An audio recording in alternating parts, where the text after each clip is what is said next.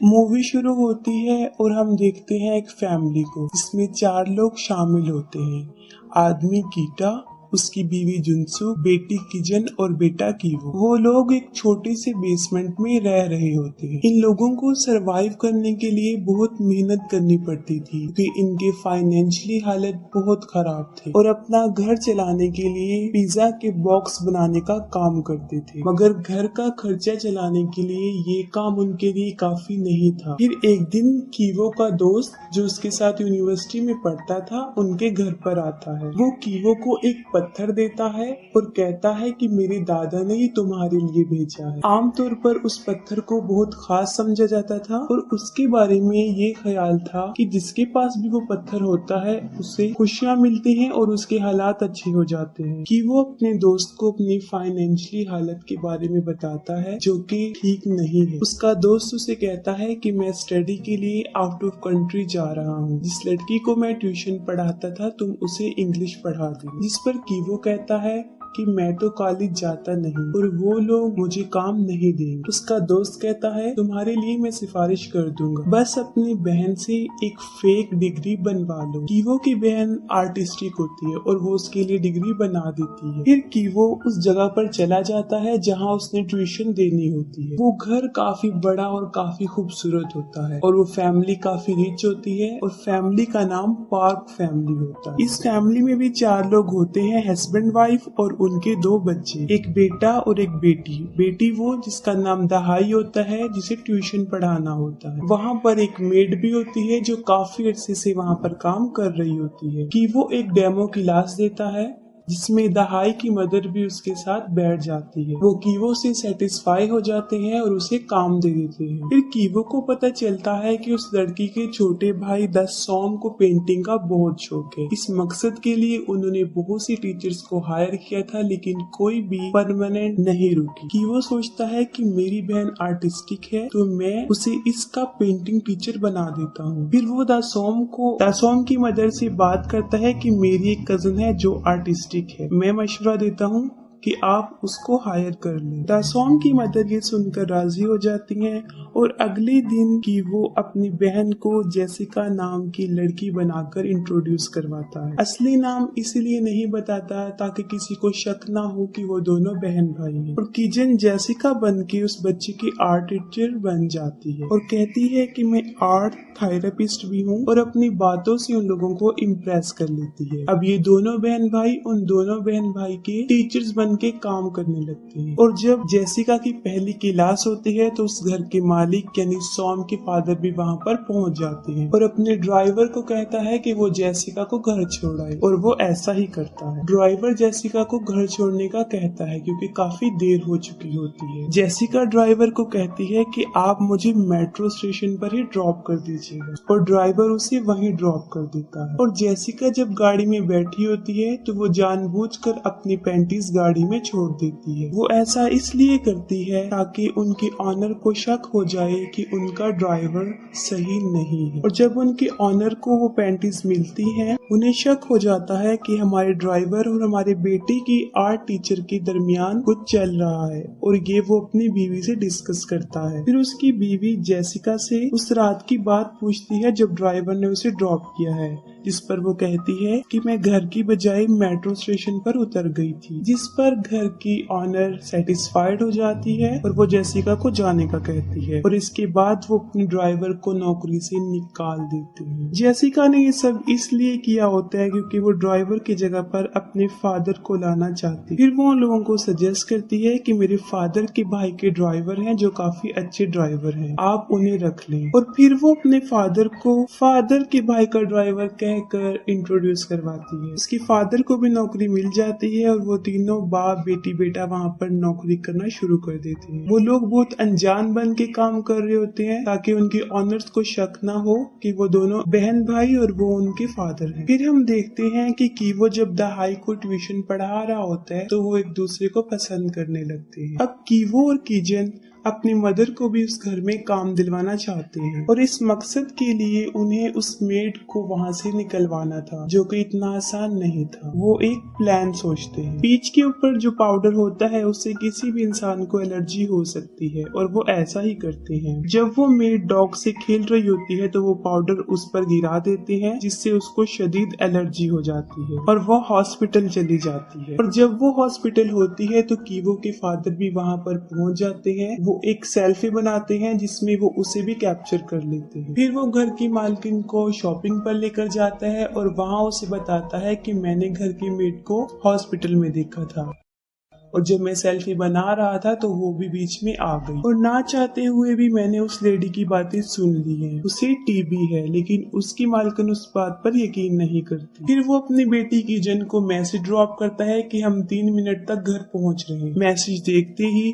कीजन दोबारा से पीच का वो पाउडर मेड पर डाल देती है और उसे फिर से खांसी होना शुरू हो जाती है। और इस दौरान घर की मालकिन भी वहाँ पहुँच जाती है और वो लेडी एक टिश्यू इस्तेमाल करती है और फिर उसे डस्टबिन में फेंक देती है। फिर उनका ड्राइवर डस्टबिन की तरफ जाता है जहाँ उसने टिश्यू फेंका होता है। टिश्यू पर वो सॉस गिरा देता है और अपनी मालकिन को दिखाता है, जिससे उसे यकीन आ जाता है कि मेरा ड्राइवर ठीक कह रहा था कि उस मेड को टीबी है। फिर वो अपने ड्राइवर को कहती है कि तुम इस बात का जिक्र अपने मालिक से ना करना, वरना वो काफी गुस्सा हो जाएंगे। और फिर वो उस औरत को भी नौकरी से निकाल देते हैं और उनका ड्राइवर बड़ी चालाकी से अपनी बीवी को एक कुक के तौर पर इंट्रोड्यूस करवाता है और बिल आखिर उसकी बीवी को भी नौकरी मिल जाती है। और फिर वो चारों लोग एक ही फैमिली में काम कर रहे होते हैं और किसी को शक भी होने नहीं देती कि वो एक ही फैमिली से हैं। बड़ी चालाकी से वो अपने नाम चेंज करके रह रहे थे। उन लोगों के हालात काफी बदल चुके होते हैं। गरीबी से उन लोगों के हालात काफी अच्छे हो जाते हैं, अच्छा खाने को मिलता है और अच्छी पे ले रहे होते हैं। फिर 10 ओम का बर्थडे होता है और पार्क फैमिली उसे सेलिब्रेट करने के लिए एक पिकनिक पर जाने का फैसला करते हैं और वो उसके लिए चले जाते हैं। उनके जाने के बाद ये चारों लोग एक पार्टी सेलिब्रेट कर रहे होते हैं। वो लोग काफी इंजॉय कर रहे होते हैं कि अचानक से डोर की बेल बजती है और दरवाजे पर वही पुरानी मेड खड़ी होती है। वो कहती है कि मेरा कुछ सामान वहाँ पर रह गया है जिसे मैं लेना चाहती हूँ। जुनसुक उसे अंदर आने देती है और फिर वो लेडी बेसमेंट में चली जाती है। काफी टाइम गुजरने के बाद भी वो लेडी वापस नहीं आती, जिस पर जुनसुक वहाँ जाकर देखती है तो वो एक कबर्ड को धकेल रही होती। वो उससे हिल नहीं रहा होता क्योंकि उसके नीचे एक प्लेट फंसी होती है। जुनसुक उस प्लेट को निकाल देती है और वो अलमारी अपनी जगह से हट जाती है। उस अलमारी के नीचे दरअसल एक रास्ता होता है, एक खुफिया रास्ता जो नीचे की तरफ जा रहा होता है।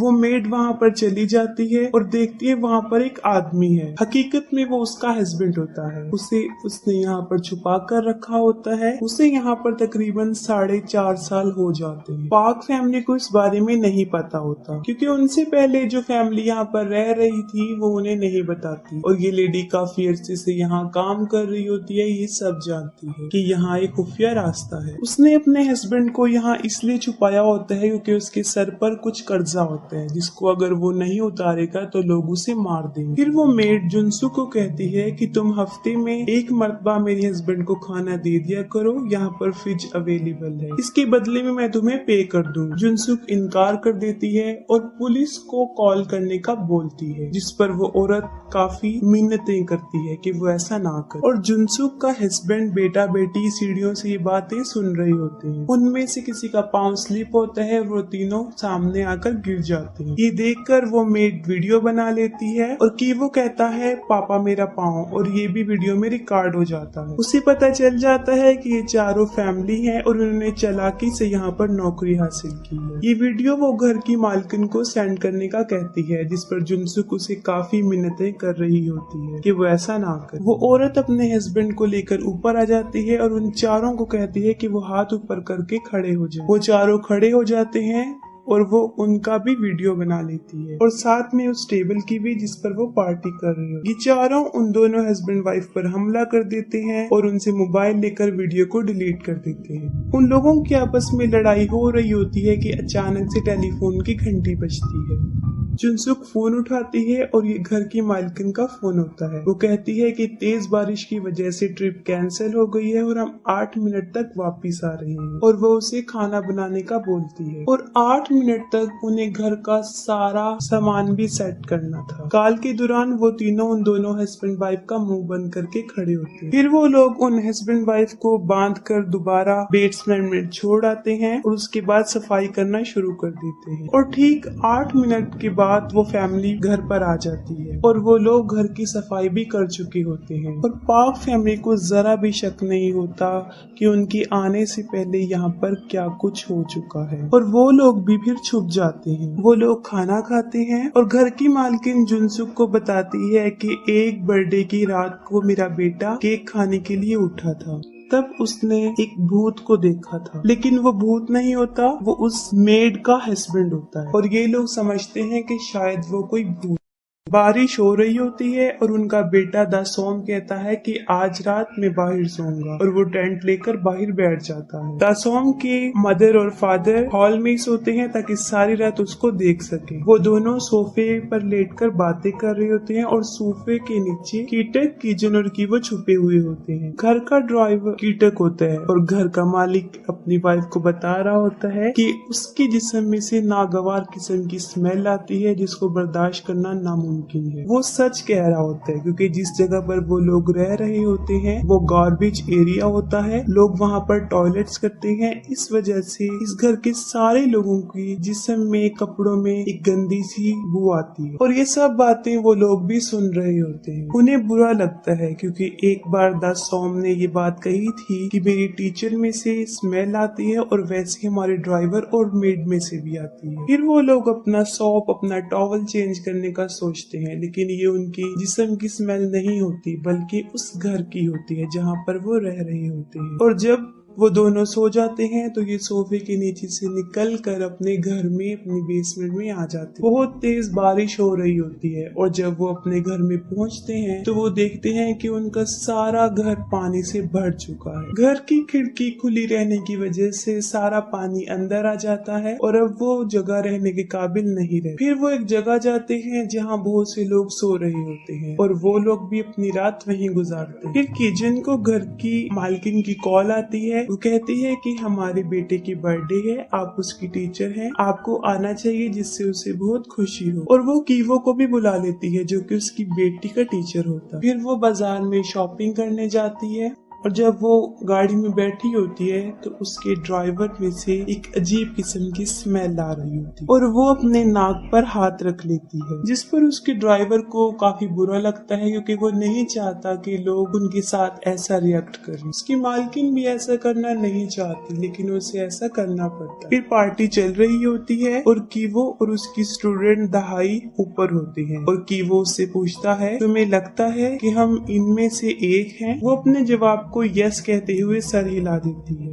लेकिन वो इनमें से एक नहीं होते और वो सोचता है कि बेसमेंट में जो लोग हैं अगर वो ऊपर आ गए तो इनका राज फाश हो जाएगा और फिर उन्हें नौकरी से भी हाथ धोना पड़ेगा। फिर वो कुछ सोचते हुए वही पत्थर जो उसके दोस्त ने दिया था उसे निकालता है। वो उस पत्थर को लेता है और बेसमेंट में चला जाता है जहाँ वो मेड और उसका हस्बैंड होते हैं। घर की मेड की एक रात पहले ही मौत हो चुकी होती है क्योंकि जब वो लोग इन्हें नीचे लेकर जा रहे होते हैं तो वो भागकर ऊपर आने की कोशिश करती है, जिस पर जुनसुक उसे टांग मारती है। वो गिर जाती है और मर जाती है। उन चारों को भी इस बारे में पता नहीं होता कि वो नीचे पहुंच जाता है और उसके हाथ में वही पत्थर होता है। किसी तरह पत्थर उसके हाथ से गिर जाता है लेकिन वो बड़ी चालाकी से चुपके से जाकर उस पत्थर को उठा लेता है। वो उन दोनों को मारने आया था ताकि उनका राज कभी भी उनके सामने ना खुले, क्योंकि वो अपनी फैमिली को बचाने के लिए कुछ भी कर सकता है। और वो आहिस्ता आहिस्ता करके आगे बढ़ता है। उस मेड का हस्बैंड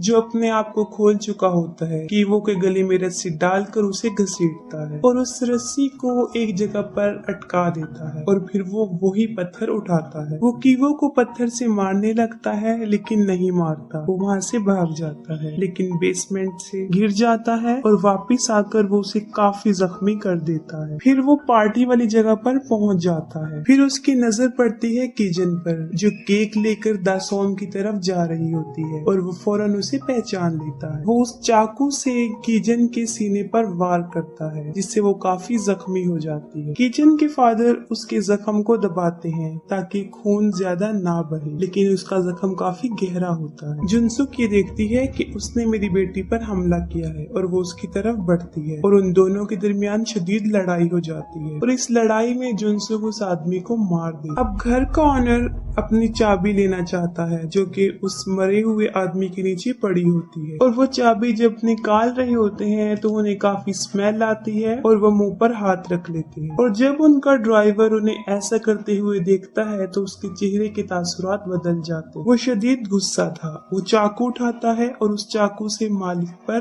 वार करता है। कीटक ऐसा इसलिए करता है क्योंकि उनके मालिक को चाबी चाहिए थी ताकि वो अपने बेटे सॉम को हॉस्पिटल लेकर जाए क्योंकि वो बेहोश होता है और दूसरी तरफ उसकी अपनी बेटी भी मर रही होती है, लेकिन उसके बारे में उन्हें कोई ख्याल नहीं आता। कीटक अपने मालिक को काफी हैरानी से देखते हैं क्योंकि जब वो पुरानी मेड के हस्बैंड के नीचे से चाबी निकाल रहे थे वो नाक पर हाथ रख लेते हैं, जिससे उसे बुरा लगता है क्योंकि उसकी जिस्म में से भी सेम वैसी स्मेल आ रही होती और वो खुद को उस आदमी के साथ रिलेट कर लेता है। अब उसे इस बात का एहसास हो जाता है कि हम जैसे लोगों को ये लोग हकारत की नजर से देखते हैं। इस तंग नजर देखने की वजह से वो उन्हें चाकू से मार देते और उसके बाद वो ड्राइवर गायब हो जाता है। कीजन मर जाती है और की वो बच जाता है, लेकिन उसकी मेंटल एबिलिटीज डिस्टर्ब हो जाती हैं। फिर उन माँ बेटे पर धोखे, चालबाजी और साजिश का केस चलता है, लेकिन कोर्ट उन्हें कोई सजा नहीं देता, कुछ इंस्ट्रक्शन देता है और छोड़ देता है। पार्क फैमिली वो घर सेल कर देते हैं और जर्मन फैमिली उन्हें खरीद लेती है। वो लोग इस घर की हिस्ट्री के बारे में नहीं जानते थे और उसके बेसमेंट में आज भी कीटक होता है, यानी वो ड्राइवर, क्योंकि वो अपने मालिक को मारने के बाद यहाँ पर आकर छुप जाता है और किसी को पता नहीं चलता और फिर वो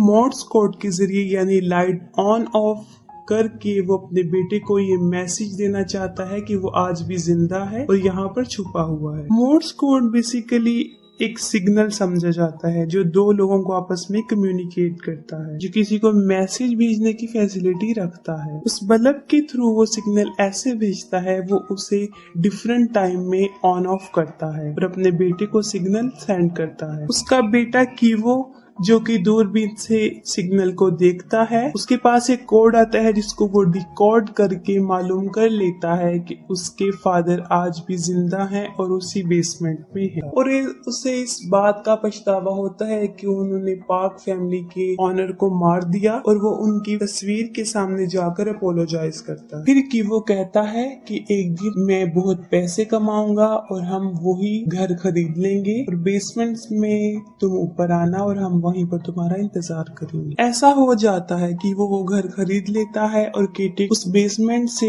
बिला खौफ बाहर आ जाता है, अपनी फैमिली से मिलता है, लेकिन ये सब कुछ उसकी एक सोच होती है। हकीकत में ऐसा कुछ भी नहीं होता और यहीं पर मूवी